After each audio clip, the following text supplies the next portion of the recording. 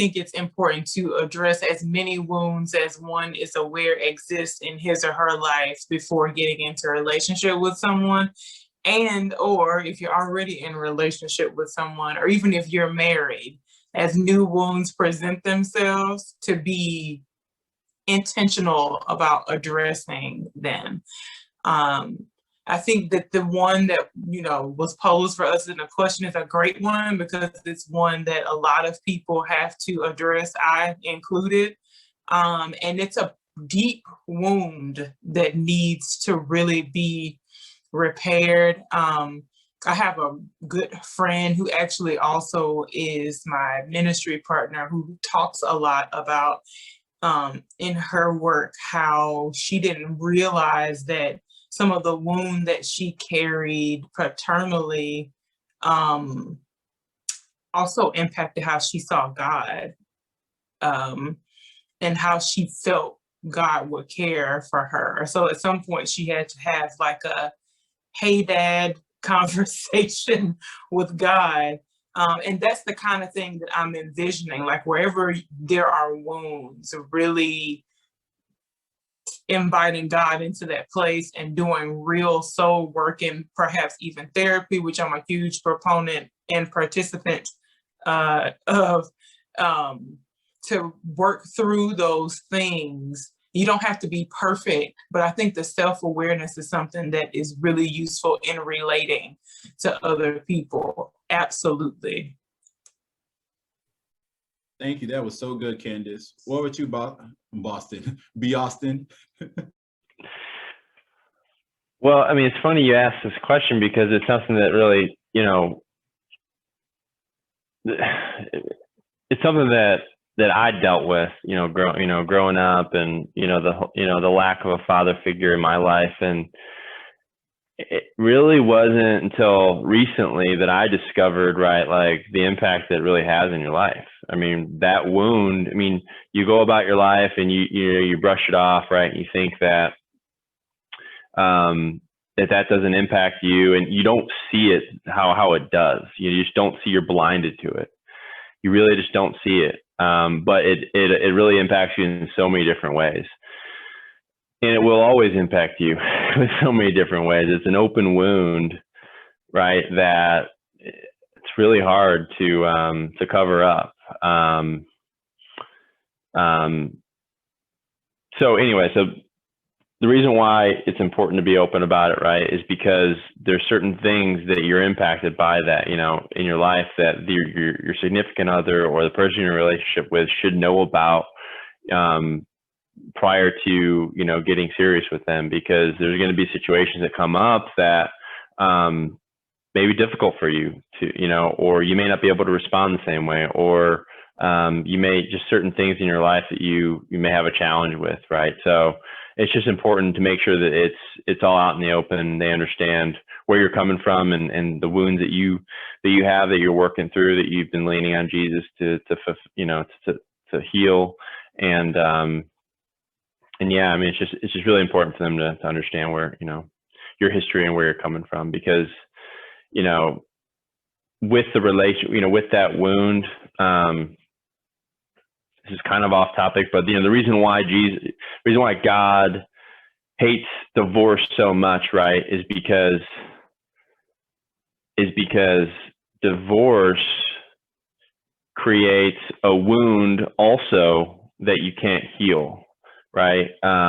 Because what it creates is a broken heart, and you can't heal a broken heart. It's a wound that's always going to be open. And similar, I mean, the same way is with the lack of a father figure, because that in a way creates a broken heart, because that's a relationship that's vital to you in the early years of your life. So when you have that broken heart, right, it's almost impossible to heal. Only Jesus can heal it.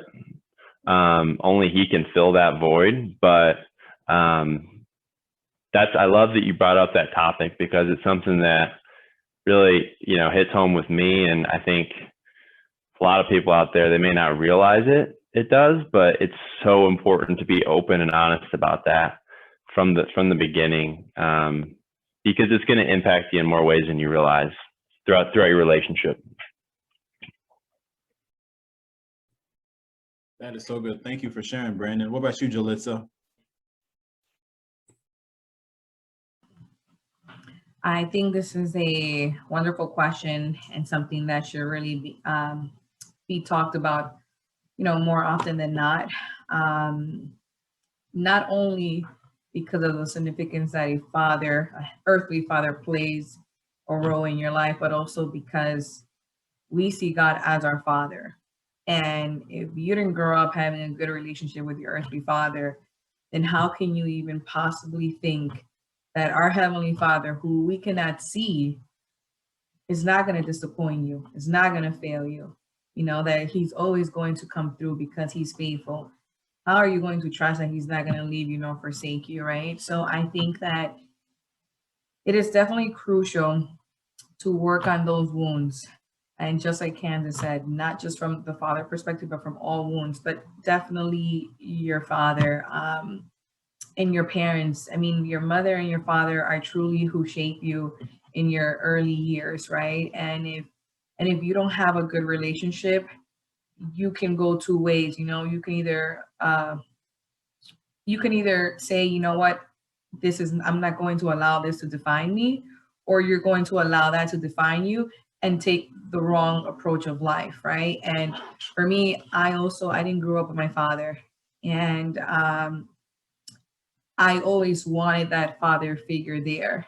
And I always wanted that protection. I always wonder what it would be to be daddy's girl. And I didn't have that opportunity, right?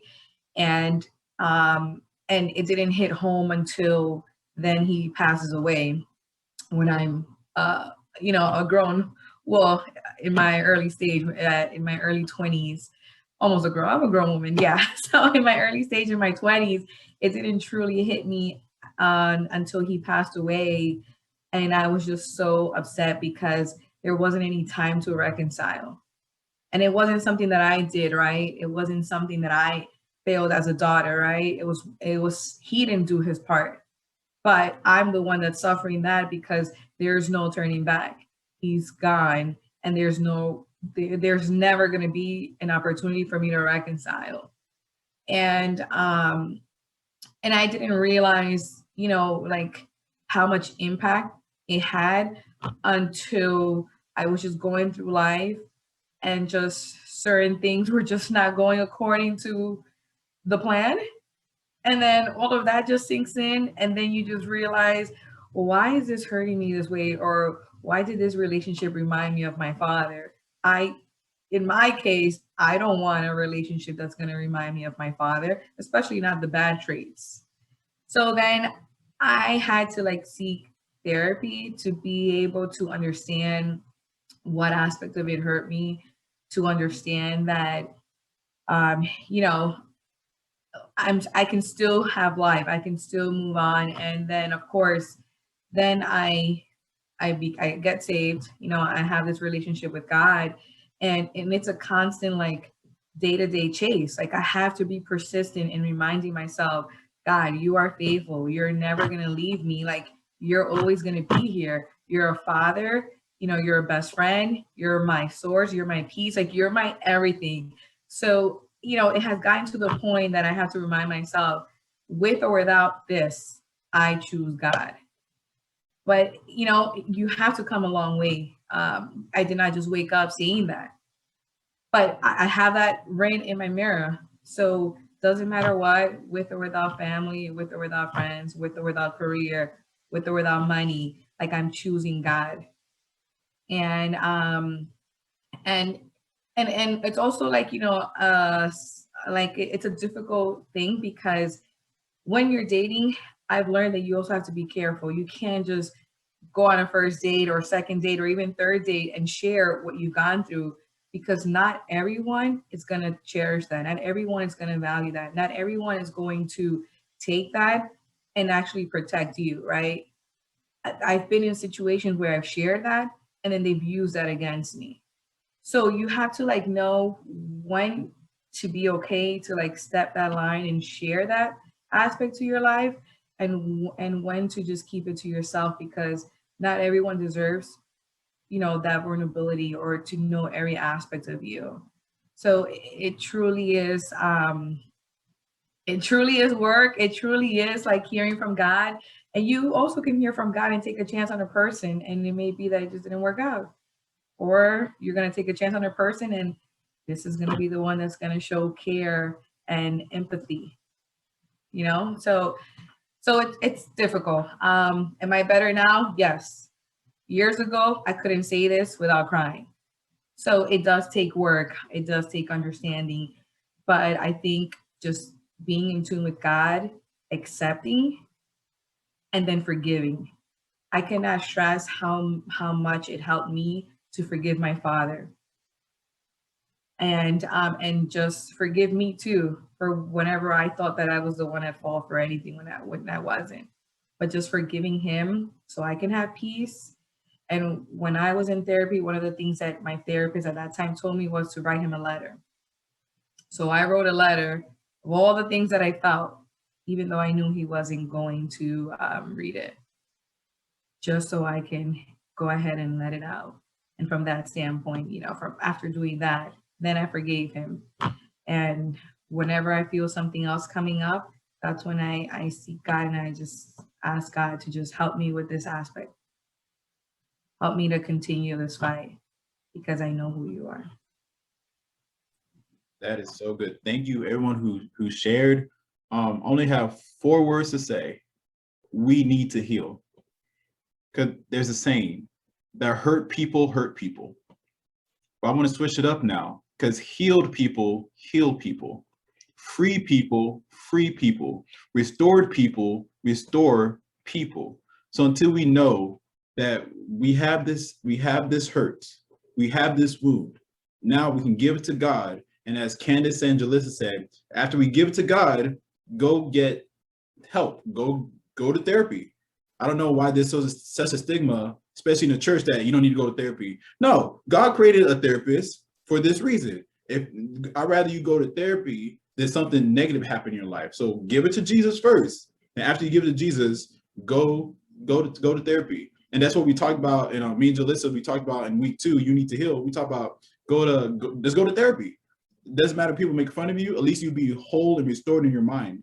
Because what I realize is most people who didn't grow up with fathers, they have this wound saying, I'm not worthy enough because my father didn't stay around, or my validation, I have to go seek validation from other people because my father was never there to give me validation.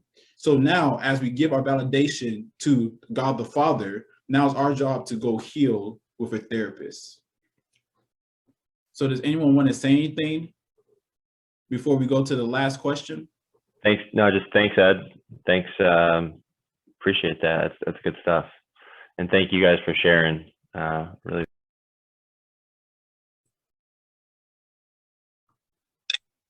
Yeah, I'm thank you all for sharing too. This has been a really important, I'm glad for whoever asked that question. Your mind is great. And then also I'm glad we got a chance to answer this. It's really interesting to know how many of us have this to deal with. Thank you for watching this video. If you want more content, subscribe over here and watch the next video over there. God bless you.